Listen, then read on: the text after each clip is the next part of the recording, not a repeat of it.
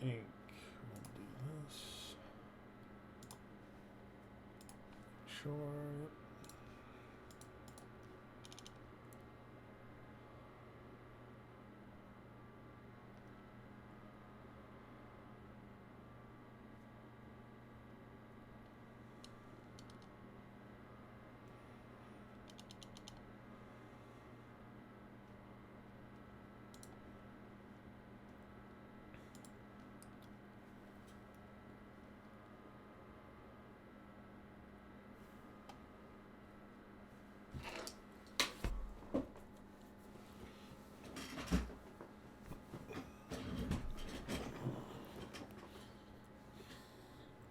Yep.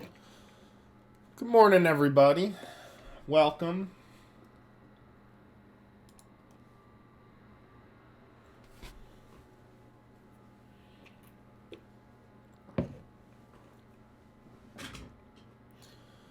Gonna wait a few minutes here.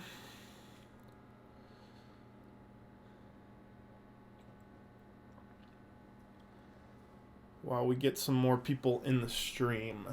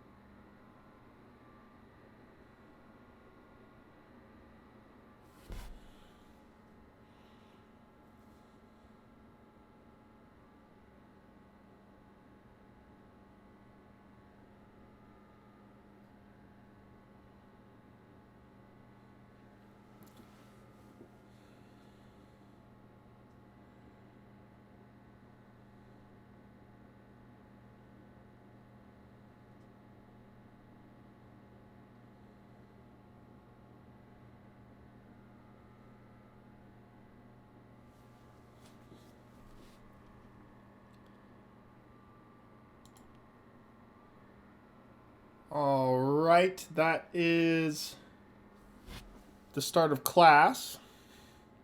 11:30. So I'll just start out with a few general announcements. The first thing is I will grade assignment 4 sometime this week, at least by the weekend.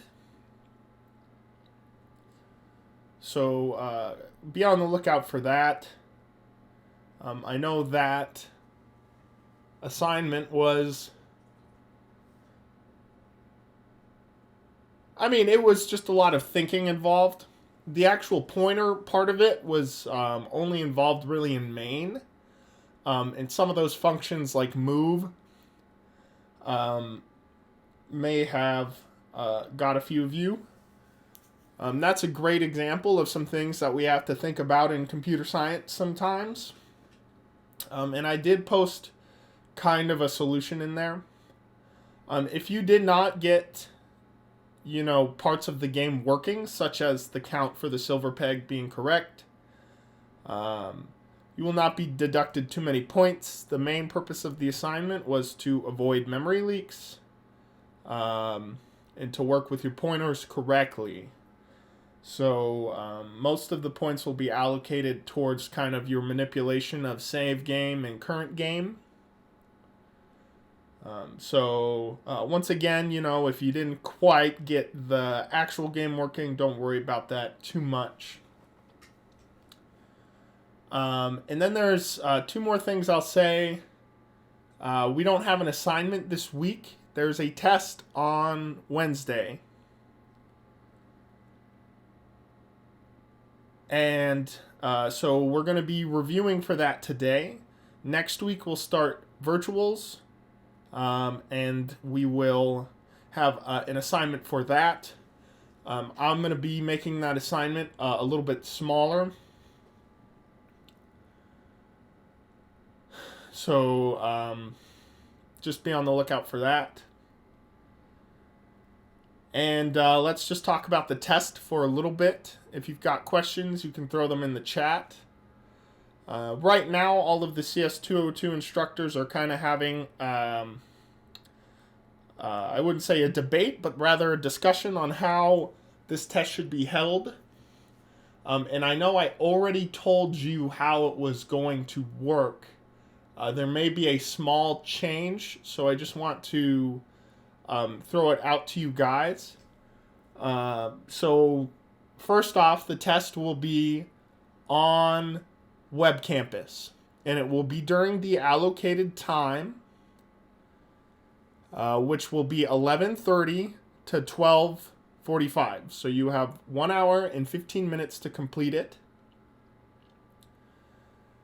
And initially, here's the small change. Initially, we said we weren't going to use Lockdown Browser. We might change that, but we would not require you to use a webcam.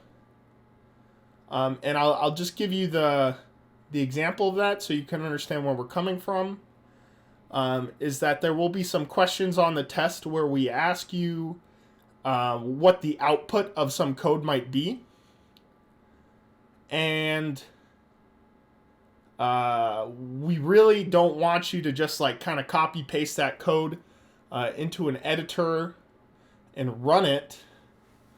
Though I'm just thinking about it right now myself. For this test, I will not make you have Lockdown Browser. So don't worry about it for this test. If I require it for assignment 2, I will let you guys know early on. But for this test on Wednesday, you won't have to have Lockdown Browser, especially because I said that we wouldn't have to use it. So don't worry about that now. Thank you for letting me think out loud a little bit about that. What kind of questions will be on this test? It's a healthy amount of a bunch of stuff. So you can expect some multiple choice. There's no true-false questions on this test at all. Okay, so do not expect any of that. Multiple choice questions where you might just select one answer, and there will also be multiple choice questions where you might select multiple answers. There will be short response questions in which you have to answer with some English statements, some English sentences. There will be short response questions where you have to write code for, say, a function, or just some code in general. And then lastly, the very last question of the test we consider to be kind of a big programming question. And now it's not big in the sense that it'll take you 3 hours to code it, but it is a question where you're going to write a full program. And so the benefit of this is I will allow you, since we're not using Lockdown Browser, you will have the ability to type that out in an actual editor and try to compile it, which I think is beneficial. And just make sure that you will copy paste that code into the open response thing. I'm a master at reading unformatted code. So don't even worry about formatting it. Just type it in your editor and then paste it just in that open response box. Okay. If I were to, I'll post a little bit of a message beforehand, but I would probably start with that question because since we're not using Lockdown Browser, this test is not going to be easy by any means. The goal is not to allow you guys to look stuff up, though you will have the ability to. Even if we were using Lockdown Browser with no webcam, you could have a second computer open or your phone even, where you're Googling stuff. And the goal is, sure, you can do that, but if you take any time to do that, you might not have time to finish the whole test. So the goal is to fill in everything that you know, start with kind of the high point questions. And then at the end, if you have time, you can check your notes and things like this. So I hope that all makes sense. And I guess a few other things. After I've graded everything, there may be a curve. Okay, so it's not a hard and fast grade. We'll see how everybody does. Historically, I've been pretty good at making tests. So I say you can't expect quite a few people to have, 100% or even 99%, in which case there would not be a curve, but I'm just letting you know that this test won't be killer. It will just be time consuming, and you need to think about what you're doing. And then I remember one other thing I was going to say. In the short response questions, you may be able to Google some of those. If you copy paste, we will submit you to the academic misconduct department, okay? So I'm okay, like I said, if you Google something, like I can't stop you from doing that. But if it is obviously copy paste, and especially if you didn't cite any sources, we can submit you to academic misconduct for plagiarism. So make sure that you type in your own responses when it comes to those open response questions. Now, we're going to do these practice questions today. There really is everything on the test should be able to be derived or, answered from these review questions. Of course, there's not too much coding practice on this. And so you'll just have to be ready to do that. Today, I'll kind of code a few things in front of you. I have a terminal open, or rather, I have some code open. And so we'll be prepared just to throw some code in here.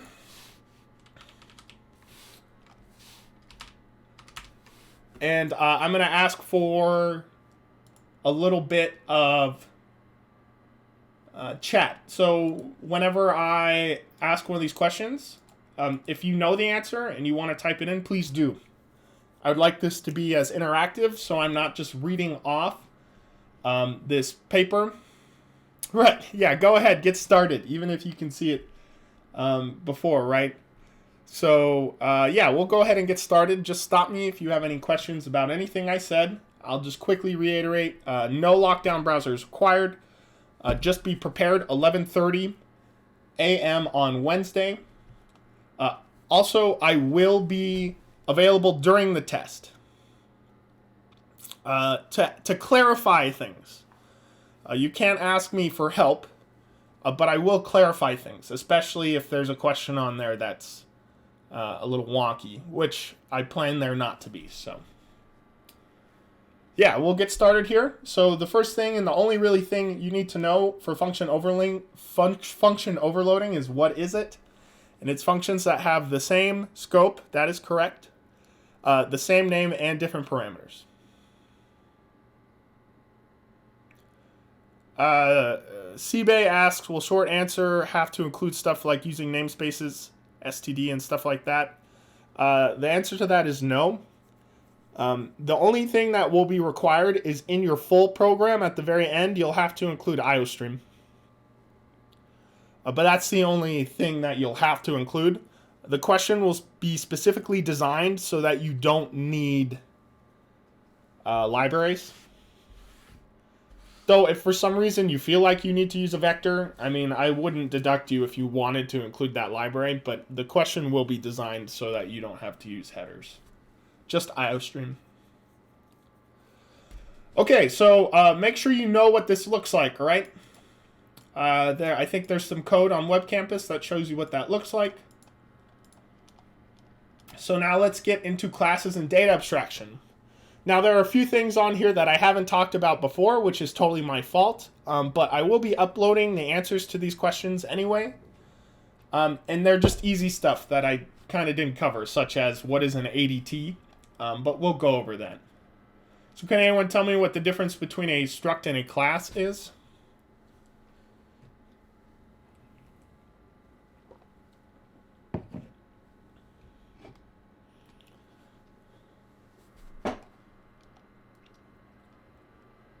And while you guys are doing that, I'll just remind you that the only things we'll cover on this test is function overloading, classes, inheritance, and this composition word, right? And then memory allocation. So those are only 4 things on our test. Nothing else. Struct is default public, class is default private. That's right. That's exactly right. Right, and then even if you want to take a step further, what's the rule of thumb with this? In general, if it's a data type and it's only going to contain variables and not functions, you probably should use a struct with a class if it is going to, or if your data type is going to contain functions, you should probably use a class. Yeah, exactly. Yeah, both of you guys got that. Nice job. And so then, in short, you know, what is the difference between public and private when it comes to both structs and classes? When it comes to just like a member in general, if a member is public, you know, can it be accessed by other things or not? And if a member is private, can it be accessed by things or not?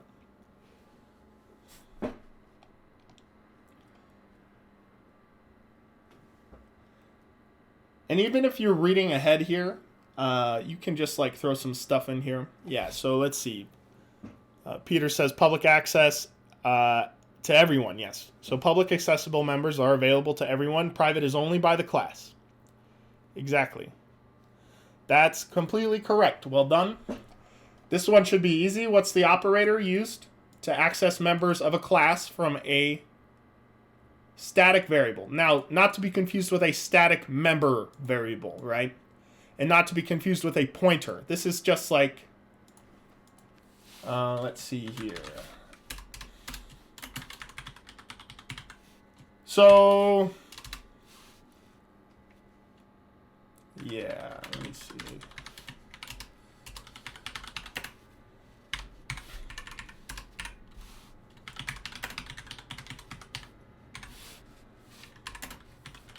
So when I'm talking about a static member variable, I mean like we've got something here, class A.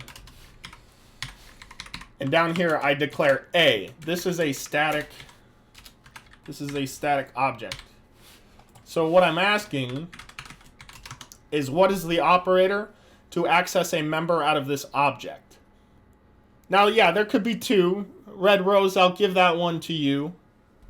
But that is not the operator that I'm asking about in this case. So say we have in X. If I wanted to access X from an object, what is the operator for that? Yeah, that's it. So Peter here says dot. It is the dot operator, right? So I gotta say cout something like object dot X, right? That's the dot operator. You're getting ahead here. That is... So what is that? You guys are doing this arrow thing. Can you guys tell me exactly what that is? Because it is a dot, right? But it's doing one more thing, right? What is the other thing that the arrow does besides do the dot operator? It dereferences it.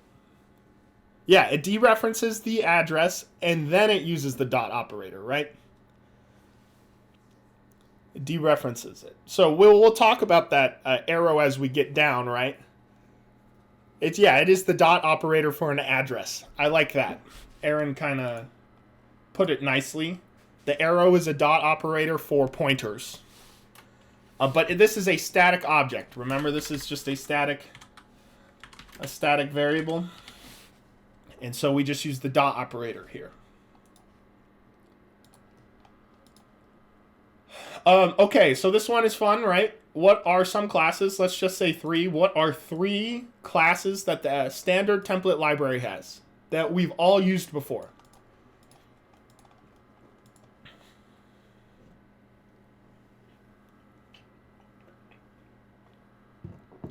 Oh, I'm sorry. Are you telling me to scroll down? My apologies. I think that's what that means, right?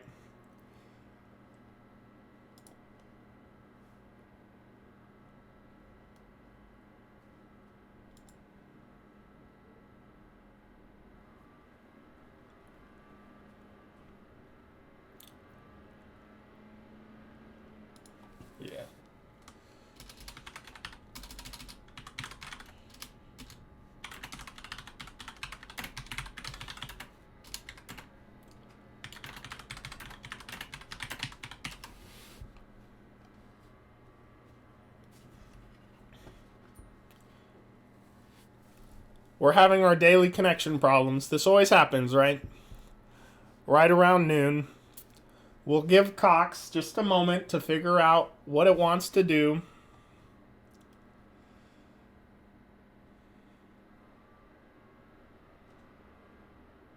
We'll give it 1 second. Just one. OBS says that we're back. But I'm kind of watching the moderator, the Twitch moderator here, and it still kind of looks bad.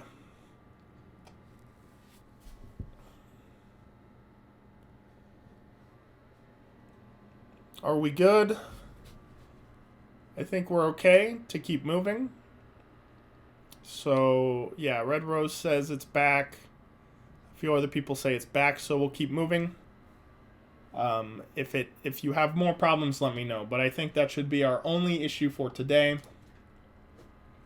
And so, let's see. Peter answered that question. T. Peter. And I'm Awful answered that question. So what are some classes that the STL template or that standard template library has that we've used? Vector is correct. I would also say, so that's like an array, right? So vector, an array. So a vector is a class that we've used. A string is also a class that we've used. And this one's important, like an if stream. Or an out stream. OF stream, IF streams. Those are classes, right? Now, array, if you've used an array class before, I think that there's one of those. String is as well. Character is not. Character is a primitive data type. So you can't answer with like char int double. Why is that? If you're ever confused about that, if I had something like int x, x has no dot operator. There's x here. This int x has no members, right? So if you can think of anything that we've used that has things inside of it, right? Like if we do string y, we can say y dot length, right? Where length is a member of that object. So string is a, yeah, right? The if stream, the of stream, that's how we do files, right? Whenever we want to open files, we include this library, and then we do something like if stream, right? In file, and then we say something like infile.open, right? And look what we're doing, right? We're invoking this open method from the infile object. So these are classes, and you can see that they're colored, right? You notice how VS Code colors them nicely like this? So if I were to ask you this question on the test, I would say vector, I would say string, and I would say fstream. Peter asks, have we ever used classes that aren't in the standard template library? I would say no. If there's anything that we can just include up here, in general, all of these libraries are coming from the standard template library. If you were to download your own header file off the internet and then included that into your C++ program and then used whatever classes that header file came with, then you would be using a class that is not in the standard template library. But pretty much every class that we've used, besides the ones that we've defined, right? So yeah, I guess the answer to your question is yes, we have, right? I made you a team class and a game class for assignment 3, right? So yeah, in a way.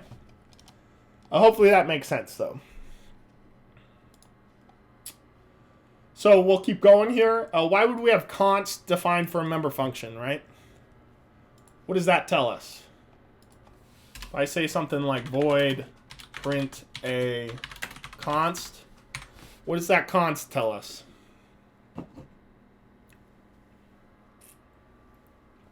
No problem, no problem.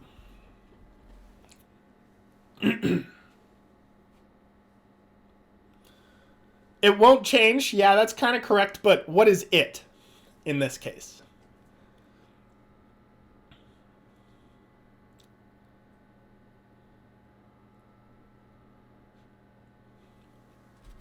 Give you a few more seconds here. Perhaps the stream is maybe a little delayed now. Yeah, there we go. I like that. Yep. That looks good. Aaron's answer I like the best, I would say. Yeah, but yes, the variable or the object. This means that this function cannot alter any variables within this object, right? So I can guarantee that print A will never do something like this. X equals like 3. In fact, the compiler will give you an error here. Yeah, the variable's in the object, Crevening. That's exactly right. So the compiler will say that this is bad because I'm altering the object. So const, make sure that this function cannot change any of the variables within the object. That's exactly what it does. So why would we have static defined for a member function? Or maybe not why, but what does it mean? Or, right, what does the static specifier mean? So we can have static specifiers for this.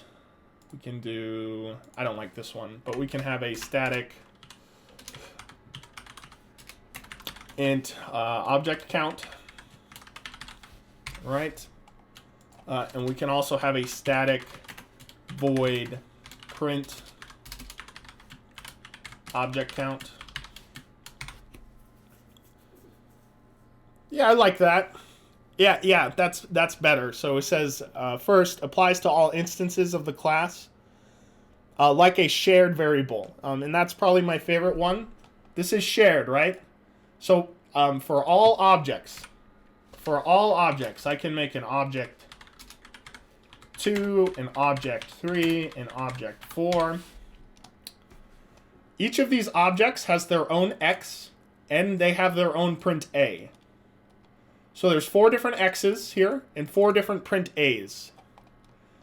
But there's only one object count and there's only one print object count. So all 4 of these objects share this same member variable. It means there's only one, right? There's only one. There can only be one. Right. If you have a static, can you still pass by value with it? Can you still pass by value within it? I'm trying to think about your question. Do you mean like, can we have a parameter for this? Or do you mean like, we can pass it to a function by address kind of thing like this? I would say whatever you're asking, if you want to clarify it, but probably yes. As long as this has an address, which it will, you should be able to pass it either by reference or by a copy of that static variable, static member variable. You're right. Yeah, so Aaron gets it. And then you ask here, there can only be one static. That is correct.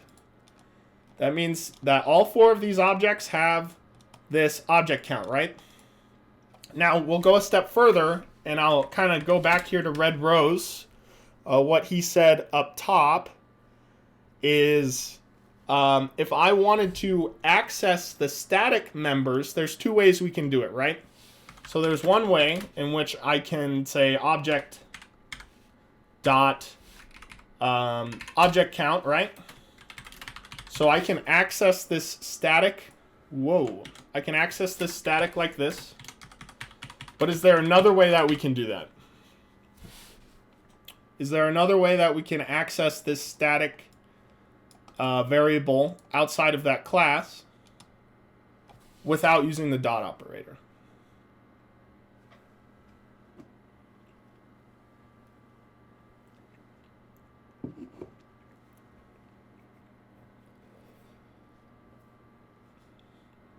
And I probably asked that here. Maybe I don't. I guess I don't.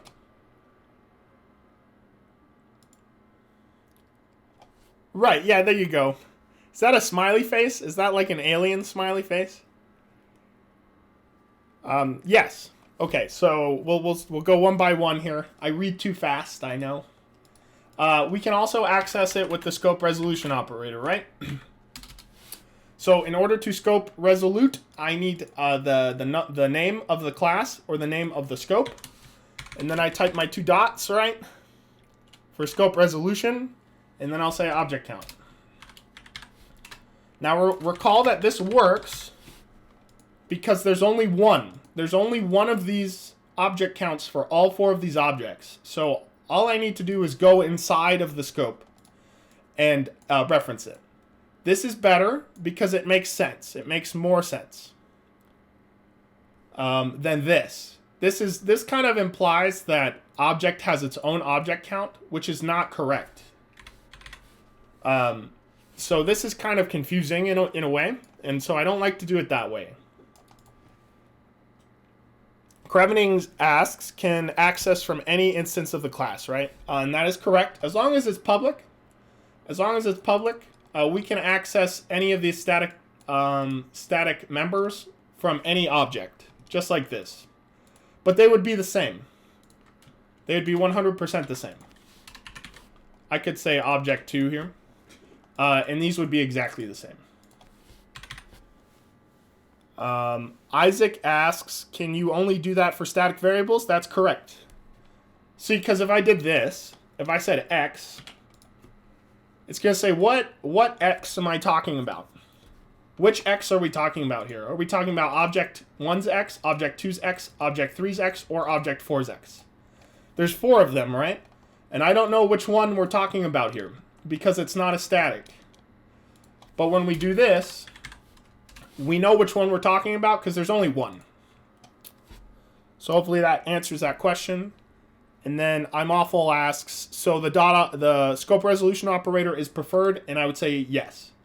If you're accessing anything that's static, I would use this.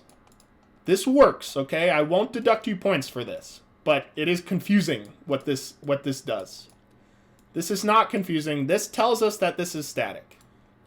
So that's why it's good to do that. Okay. I will do that. So then I ask you this. And I guess I do kind of ask this, right?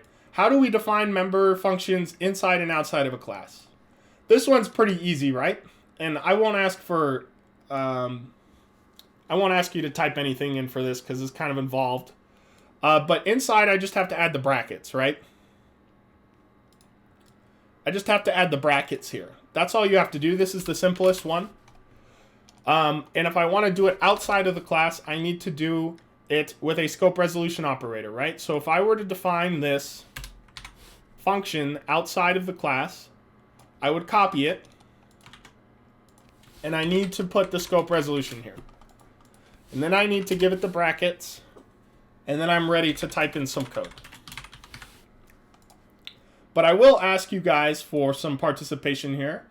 For a const prototype, meaning in this case, and I kind of give it to you, right? If we're going to define it outside of the class, do we need to include this const? And then similar for static. For a static prototype, is the static required for the definition outside of the class? So in this case, let's say I'm doing this one, and I want to define this outside of the class. Do I need the static?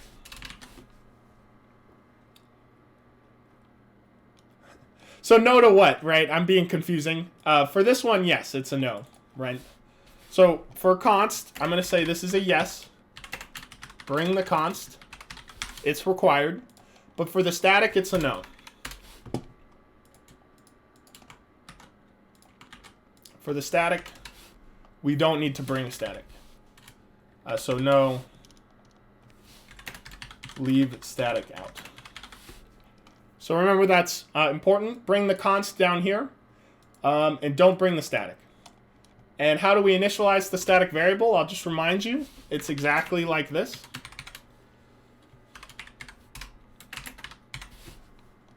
And it looks like a function, right?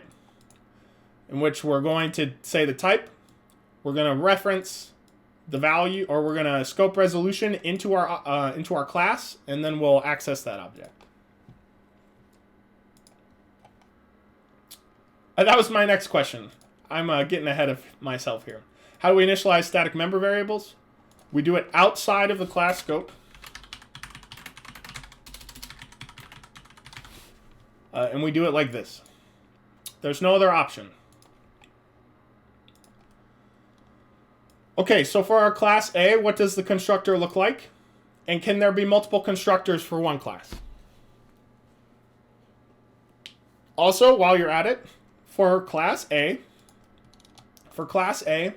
what does the constructor look like, or the destructor look like? And can there be multiple destructors for one class?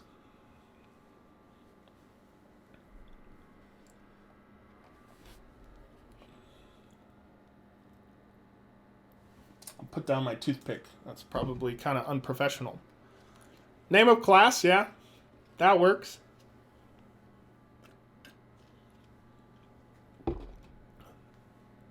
Constructor is named right. So for A,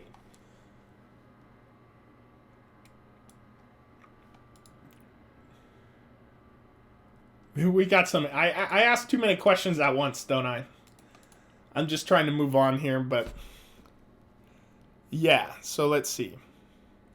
Peter says constructor is function name, and can it have multiple?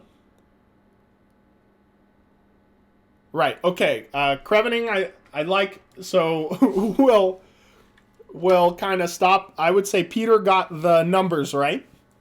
So a constructor, it would have the name of the class and then some parameters, right? And it can have multiple, right? So we can have as many constructors as we want. Now, destructor, there can only be one of them, right? And so that's tilde A. And I would just like to point out, this does not take any parameters. The destructor does not take any parameters. There can only be one destructor. And just recall here that it's the name of the class and then the parentheses, right? In this case, parameters for the constructor. And yes, this is exactly like a function overload. So Crevening nailed the head, or hit the nail on the head on that one. That's how you say that.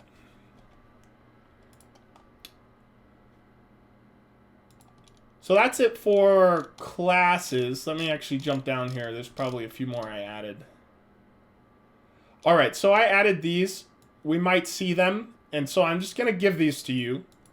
And I will post the answers to these, like I said. So this question asks, what is the term for the ability to combine data and operations on that data in a single unit? This is called data abstraction. I may have put that in the notes. This one I'm going to let you guys answer. Can you tell me which one is inheritance and which one is composition, and which is inheritance and is a or a has a relationship, and is composition and is a or a has a relationship? While you're typing that, I'll type this one out.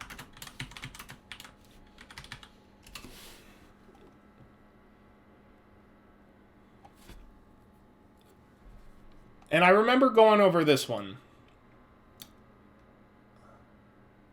Yeah, Red Rose got that, right? So inheritance is a relationship, right? Yeah. And Espion got that one as well. And composition is has a.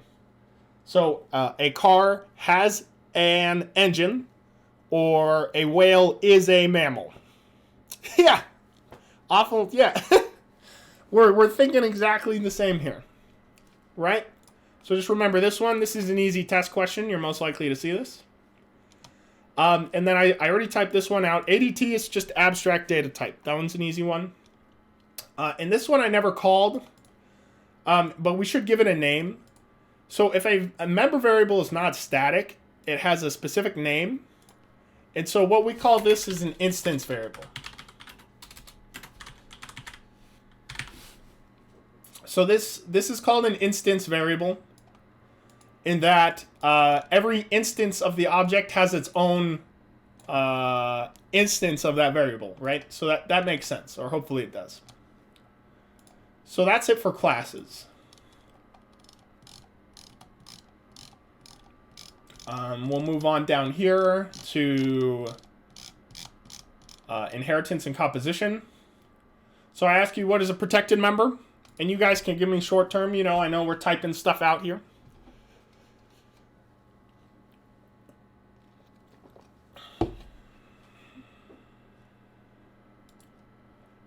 And yeah, you can just tell me what the protected member is. And that'll tell me enough of how it's different from public and private, if you recall.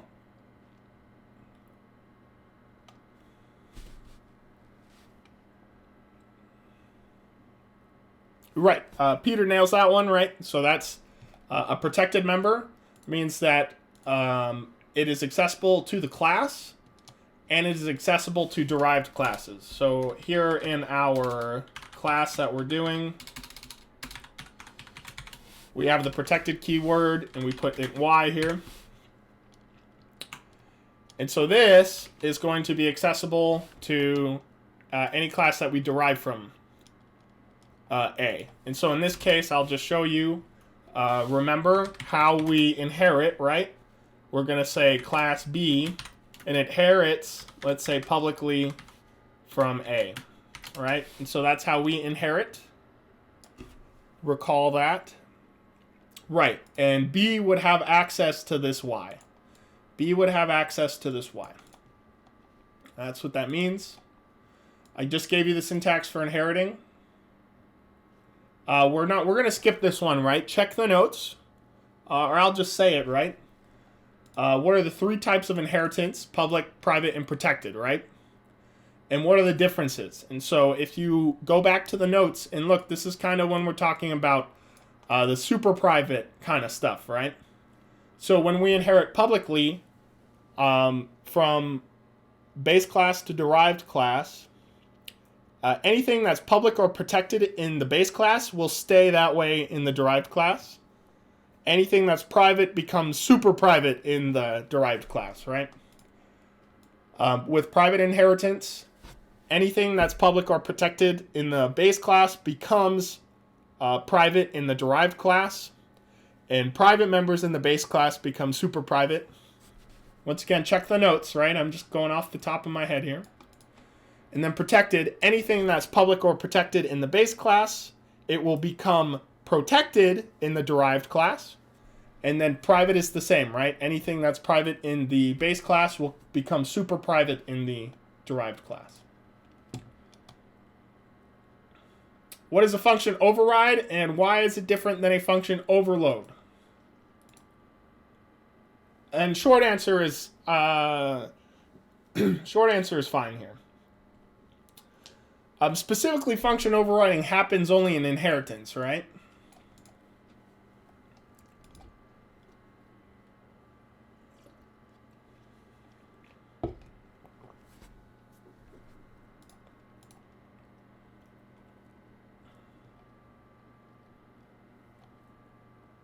Same function, different scope, right? That's correct. And there's one more thing that we have to remember. It's that they take the same parameters too, right? They take the same parameters. Right, an override will belong to the derived class. With a parent and a child. Yep. The override doesn't always take precedence. But Crevening, we will get into that next week when we talk about virtuals. So you're a little bit ahead of the game there with that one. You won't have to know that for this class, but with the override, it's just like, let's say we just have this as void print. And then in here we've got a void print as well. Notice that they have the same name. And so when we're down here in our main, I know I've got a lot of stuff going on here, but we'll have like an A obj5, and then we'll have a B obj6. And so object 5 dot print and object 6.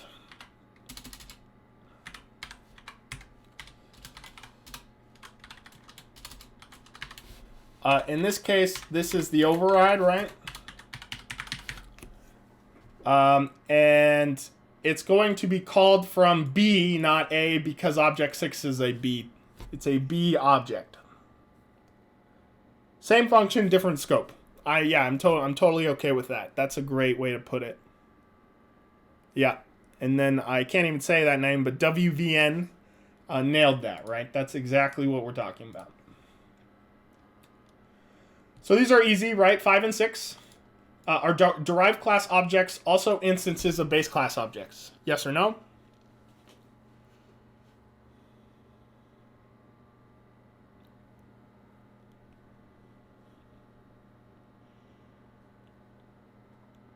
I need like some music here in the background.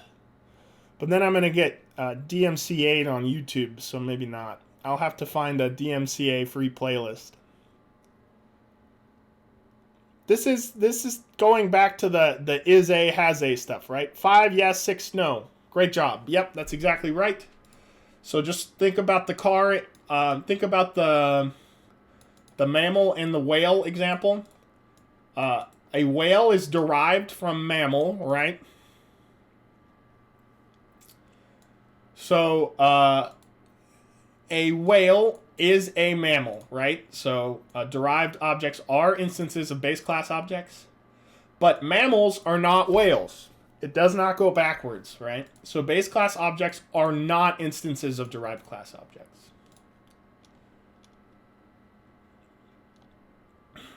So I kind of skipped over these. I just realized, remember these from classes. When is the constructor called? It's when we create an object of that type, right? And when is the destructor called? It's when that object goes out of scope. And so when we keep these in mind, when the derived constructor is called, is the base constructor called too? And if so, which one comes first?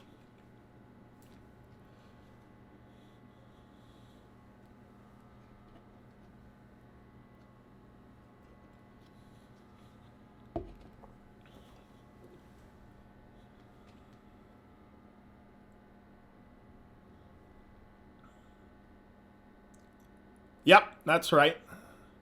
So when we do this, so we have the B here.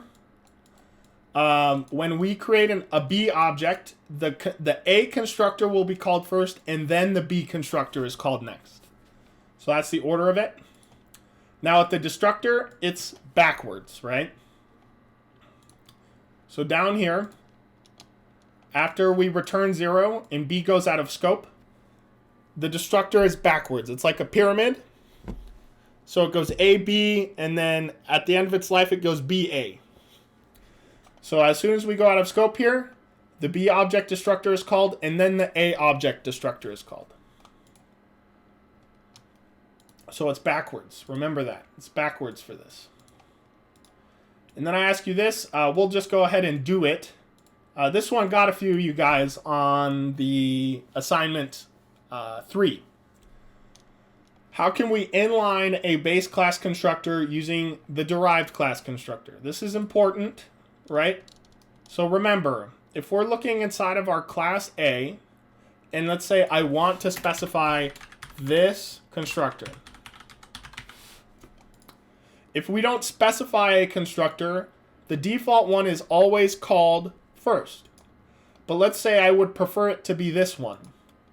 So when I am deriving my B constructor,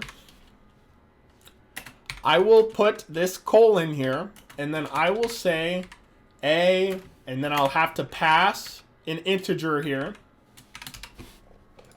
Whoa. And that's how we inline. More simply put, we would say derived params colon base params. So that's what that looks like. That's us inlining. We're inlining the constructor to be called. Means that when this B is created, we want to call this constructor, not this one. And not this one, right? If I wanted it to be this one, then I add another one. 4. Right? And so now it will call this one. It won't call that top one. So that should make sense. Now we're finally going to move on to memory allocation. Hopefully we can finish this up, and then we can look at some of these fun ones that I have on the other sheet. But these are the appropriate ones. So we can kind of just speed through these. So what's the operator that we use to get an address of an object?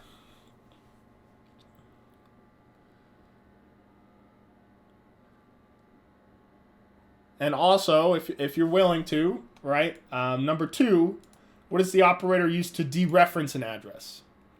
T. Peter got the number 1, right? What operator do we use? It's the AND. It's the ampersand.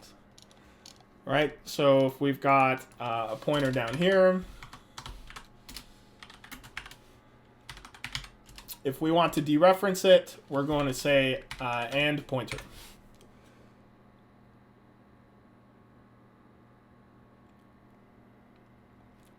Awful, I'll send you the notes. But inline, the inline is this part. And I kind of put it in the chat there. You can see it up there where it says derived params, base params. The inline means that we are going to specify a constructor. We can also initialize values, right? You see this y value? So inlining is when we initialize things. We can say like y is initialized to some value. So when I say inline, it means we put this colon here, and then anything to the right of the colon before the opening bracket is an inline. So this is how we inline a constructor. This is how we inline a variable initialization. And there are notes available for that from classes. So yeah, ampersand is how we do that. And then WVN here, and Peter got that, and Krevening got both of those, right? So if we want to dereference the address, well, actually, this is bad. This is bad. This is bad of me, right? If I want the address of that object, I need to use the ampersand. And if I want to dereference an address, I might say something like this. Right? I make a pointer, and then I assign the address of this variable to it. If I want to dereference it, I will type the star operator here, right? It's the star operator. So this is address of, and this is dereference. So now here's this question. You guys already answered this one, right? Assuming we have student pointer, this is just some struct or class, and you want to access the student's name, how can you do it? Assume that the name is public. There are 2 methods to access it. List both. So there's an easy one that you already answered, and then there's the hard one. But there's 2 different ways that we can access that member inside of that object, which the object is a pointer, or the object is stored within the pointer. So there's kind of 2 steps for one of the methods, and then the other method, it's just like an operator, right? That's what I'm asking you to do, is can you tell me what operator or operators do I use to access the name out of this? Right, so Peter and RedRez both got it. So method 1 would be to use the arrow operator, right? So let's say I make a pointer to my A object, object pointer. And I guess I'll save, I should have something here, right? I need to allocate my memory, and we'll just do that. Let's assume that we did that. If I wanted to access print out of it, I can do this with the arrow operator. And then I would say Peter's more correct than RedRez, because if we do it the second way, where we dereference then we dot, this will not work Sorry, I screwed this up, guys. I screwed this up. There we go. Right, so Crevening gets it, right? That's what I'm talking about. Is this will not work. And I know some of you guys got fooled by this on one of the assignments. This will not work because this takes, let me see here. This dot operator takes precedence over this operator. So it's going to try to call dot on this before it dereferences it. So in order for this to work, the dereference has to go inside of the parentheses to verify that we dereference it first, and then we call dot operator on it. So those are the two ways that we can do that. Nice job, everybody. All right, we're coming up here on the end here, so let's keep going. We're doing good. So how do we get the size in bytes for a type and or object? It's called an operator. It doesn't look like an operator, if you remember what I'm talking about. It kind of looks more like a function, but it's an operator, and what is it?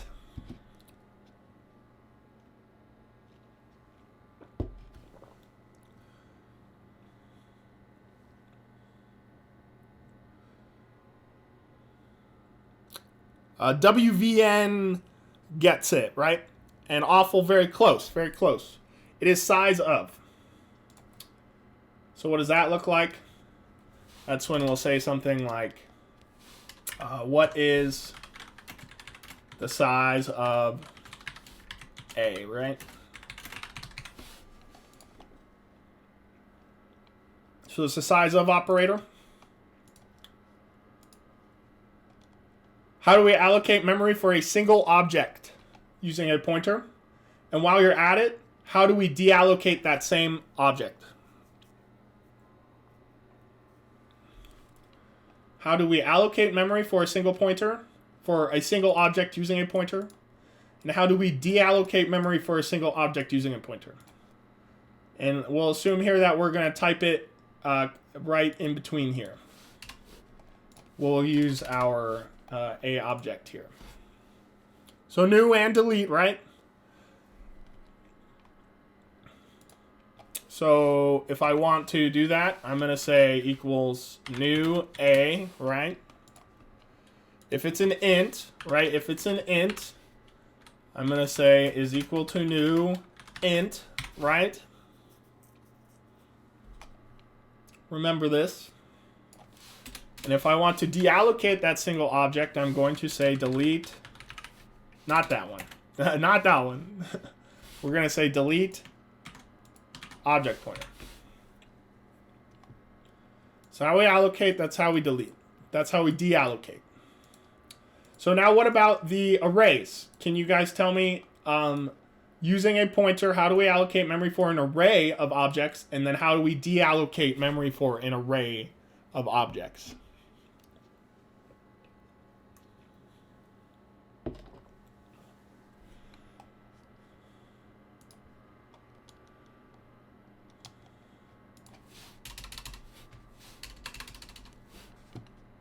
Right, yeah, so CBay gets that, right? So we'll say int, I'm running out of variable names here. We'll do pointer x or something. Equals something, and then down here we're going to say delete pointer x, right?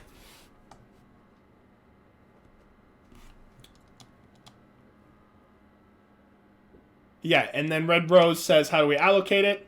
It's going to be new int, and then the size of however big we want that array to be, right? Might be 6. Yeah, Crevening, you got that exactly right.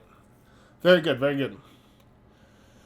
Awful asks, so delete pointer works. It does without the star. Don't put the star here.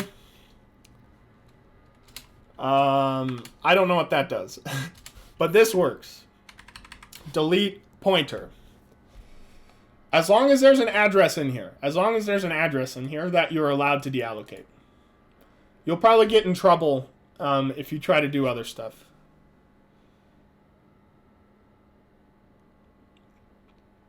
Aaron asks, if you try to assign something to a null pointer, it should give a segfault, right?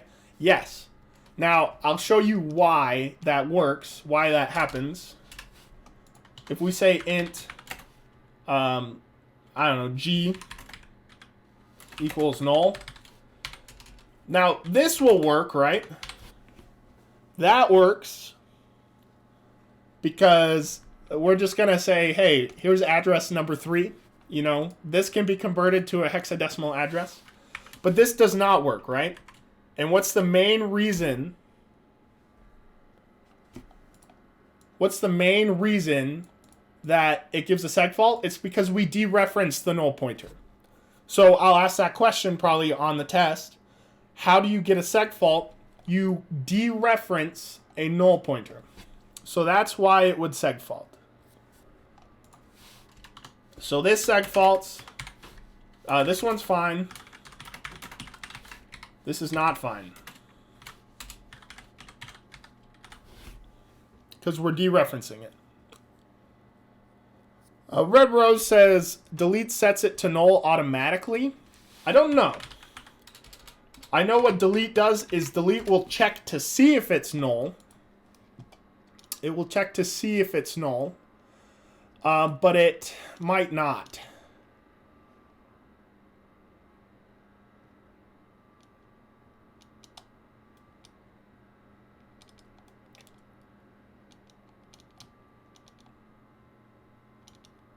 I'll have to look that up. To be safe, I would never assume that. I would never assume this, and I would just say this is equal to null.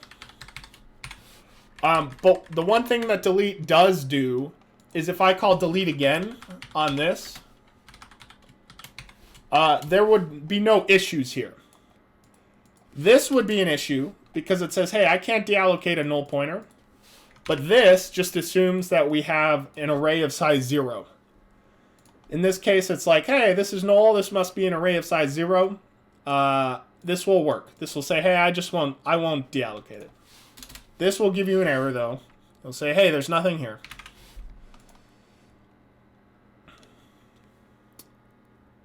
An awful ass seg fault if we dereference a pointer. Yes.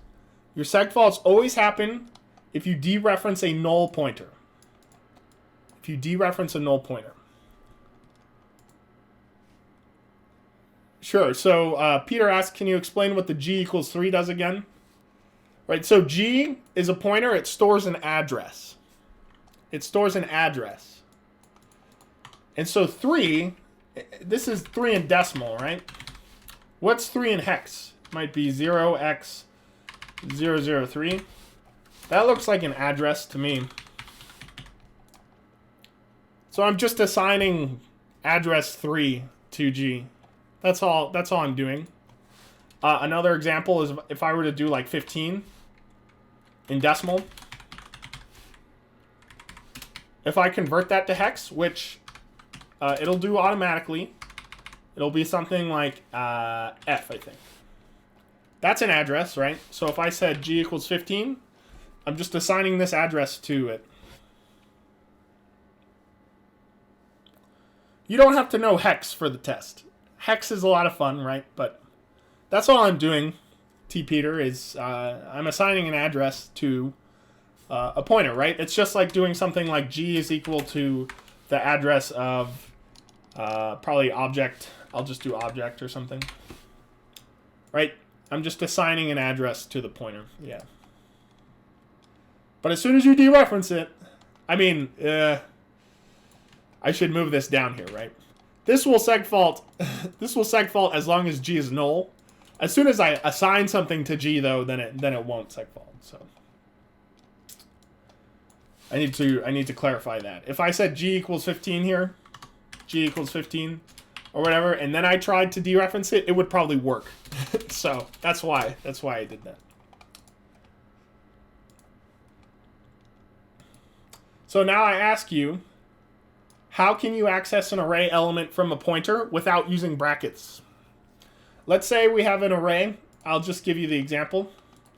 Say I have an array int array 5 is equal to this.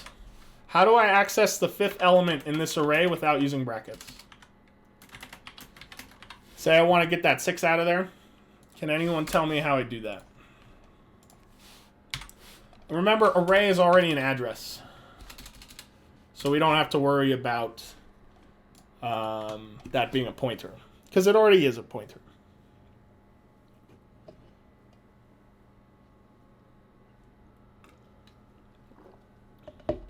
The standard way to do it would be this, right?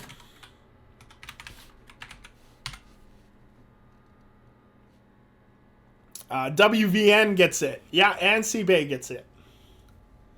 Remember that the arrow is only used for objects, in which the arrow dereferences objects of a class, like Y, or an infile, or A or B.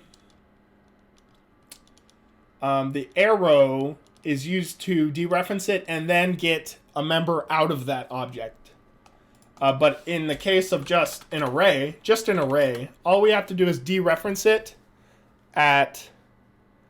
Oh, yeah, you're right, Crevening. You're right. When it comes to arrays, we're just dereferencing it. So you, both WVN and CBay, I'd be careful, right? Because it's array plus 4. And then we dereference it. And we dereference it. So they're the same. And that's exactly what the brackets do. Remember, if we dereference at 5, we're going to get a segfault probably, because out here in the 6th element, we've probably got something that's null. Something like that. Or it might not even segfault. It will just like print some garbage, right? It will just print some garbage value. Because we do have the address. Anyway, just remember this part, right? We're gonna add something to it, and then we'll dereference.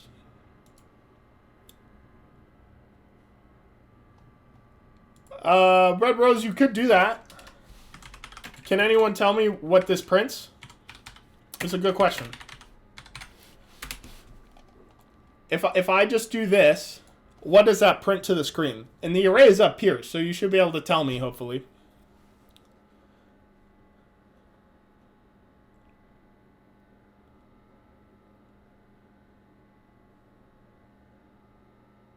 Yeah, Isaac gets it exactly. It prints 0.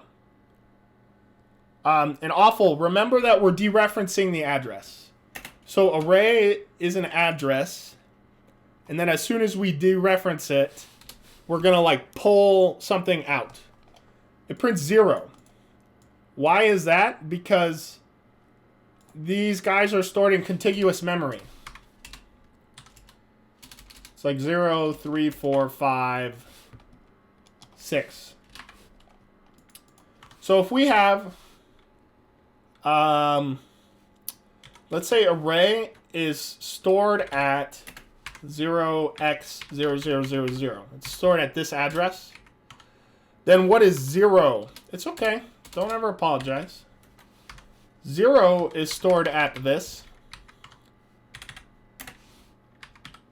This is stored at this location. This is stored at this location. This is stored at... Now I want to put 12 here, right? But it's not that. It's B. Gross. And then this is stored at 0x00. And I'd want to say 16. But that's not correct. It's 10. Right? Because we're in hex. Right? So if I dereference the array, it's exactly the same as dereferencing array plus 0. Or array located at 0, or just dereferencing array. They all print. This is just an address. You know what I mean? Just an address. So that's what that does. That's what that does. And remember, yeah. Okay, last question here on well, not the last question, but almost last question. What is this? Just the English answer of that. What is this? When we're up here in the object and we say something like this. I mean, I'm kind of giving you some hints here, right?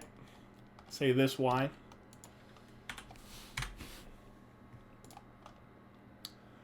Or I say this.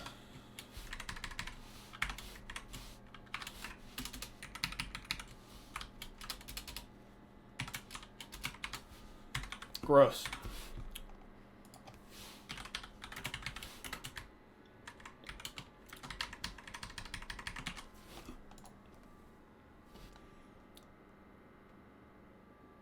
Yeah, I like these answers. Yeah, Peter says the object, right? It is the object almost. And the reason we use it is to specify which one we're talking about. Although it does default, you know, if we do y, like if we just say cout y, it defaults to this. And the main reason we use it is to tell the difference between two objects. But it's an address, right? This is a pointer. This is an address to the current object.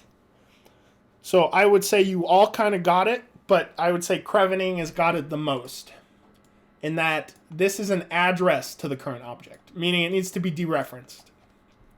But if we wanted to check, you know, like we did with the dynamic array, we could say if, you know, this is equal to the address of some other object, then that's kind of where we'd use this.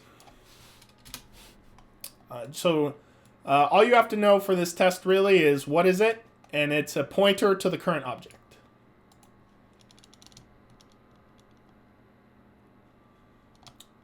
All right, so we've just got 2 more questions here, at least for this review. So I'll ask you this. If a member access specifier is not specified in inheritance from class A to class B, what does it default to? So notice here that we're inheriting. If I don't specify that public, what does it default to?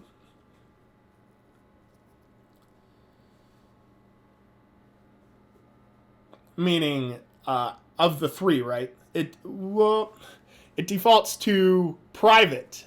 It defaults to private. But I would say, thankfully, it defaults to private. If it defaulted to public, then it might be scary. Yeah, it is private. Yep.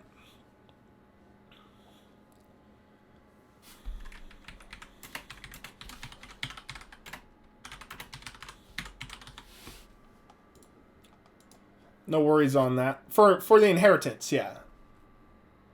No worries. We're doing a review day for a reason. So it defaults to private.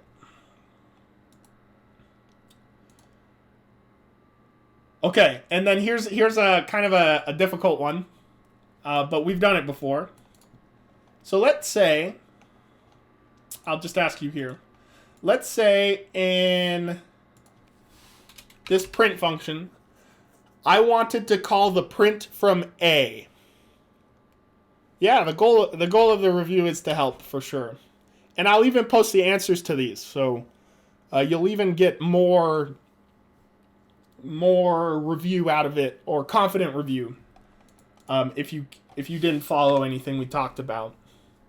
But if I wanted to call the print from A inside of this, how do I do it? So I want to call this print in object A from this print in object B. If I do this, this is recursive. We're not going to go over we're not going to go over recursion yet. Okay, this is recursive.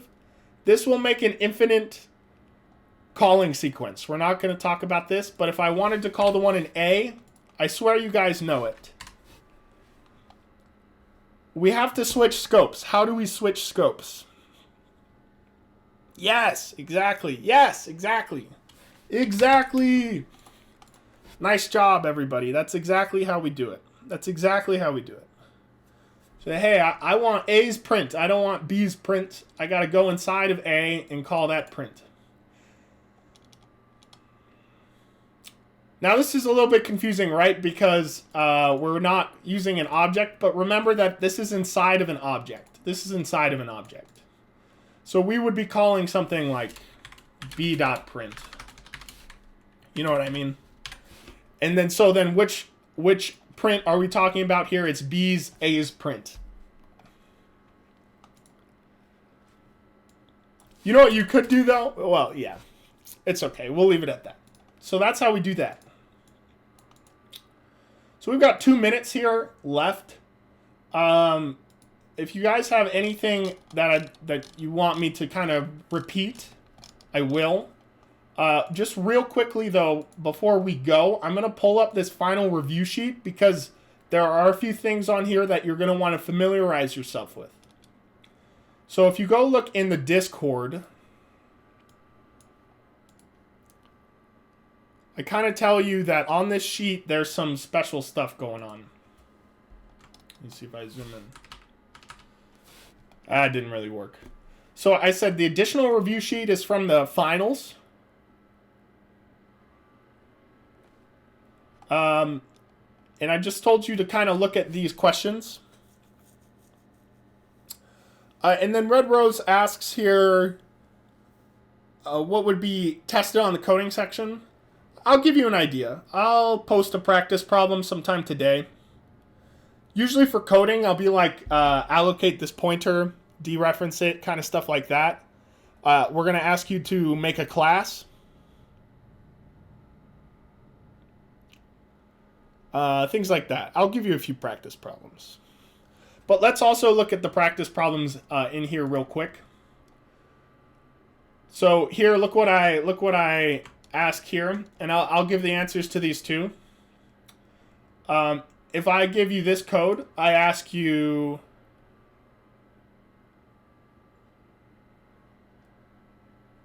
well, here, CBay asks, static variables and static members are separate things. And yes, that is correct. So whenever I ask that, I should always specify. I'm sure that I did that correctly. Let me see. Yeah, a static variable. Yeah, so that's correct. A static member is this. A static member is it's this. It's a member of a class. But a static variable, and if this kind of helps you see what I'm talking about, this is and then I say is equal to new A. This is a dynamic variable. So yeah, it's pretty confusing. So this is a static variable. This is a dynamic variable.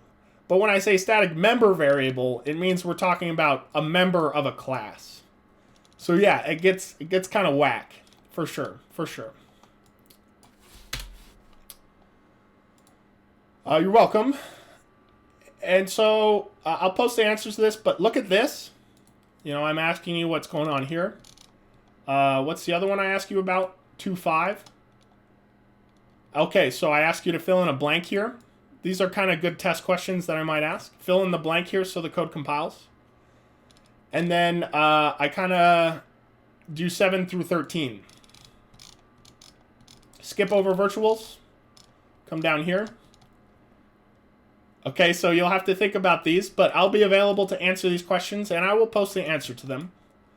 But I ask you to do some stuff from that. I ask you to deallocate it. I ask you what these three things are. What's a dangling pointer? What's a memory leak? What causes a seg fault? And I say, what is the output of the code below? This will really help you understand pointers, okay? Especially this one. Look at this. Before you go, look at this. And you should practice this, okay? In which I ask you, what does this cout statement do? To really see if you know how pointers work. I'll be available for questions, always. Just send me a message. If I'm not available, I promise I'll get back to you as soon as I can. Come ready for the test on Wednesday, 11:30. You don't need Lockdown Browser, at least for this test. We might change it in the future, but for now, don't worry about it. And then tonight, I will post answers to these reviews, and I'll give you maybe a few practice problems, as Red Rose has asked. Yeah, no problem. I hope it was helpful. I know I get kind of scatterbrained sometimes, and I ask too many questions, and I go fast. But as some of you guys said, it was helpful, so I'm glad that you liked it. I'll always do this for tests. And make sure that you reference this stuff, or you have it you review it before you take the test to make sure you know what's going on. So that's our stream for the day. Thanks for coming. Come to office hours if you need in about 12 minutes.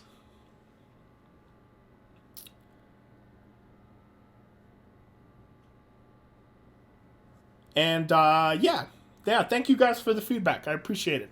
It's always a highlight of my day, seeing you guys in the chat, talking to me, having a good time, talking about C++, the greatest coding language ever. Yeah, so that's the stream. I'll catch you guys later. I hope you have a great day. And just keep your eyes out for announcements and Discords and stuff, because I'll be sending stuff in there as I get time to do it. I'll catch you guys later.